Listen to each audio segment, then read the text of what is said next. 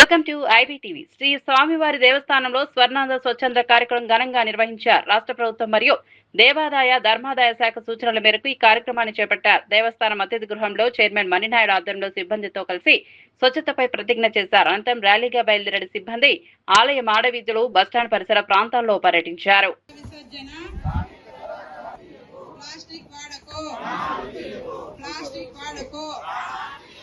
ఆలయ పవిత్రత పరిరక్షించడం మనందరి బాధ్యత. పర్యావరణం పరిశుభ్రత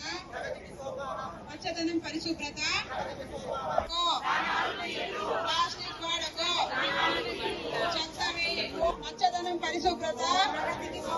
పచ్చదనం పరిశుభ్రత పర్యావరణం పరిరక్షించడం పచ్చదనం పరిశుభ్రత. ప్లాస్టిక్ వాడకో, ఆలయ పవిత్రత.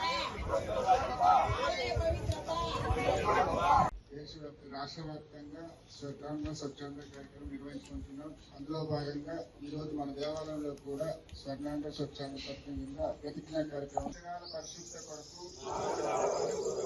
ప్రతిరోజు సంకల్పానికి కట్టుబడి ఉంటానని ఆంధ్ర రాష్ట్రాన్ని నమ్ముతూ ఈ రోజు నుండి నా తోటి వారికి కూడా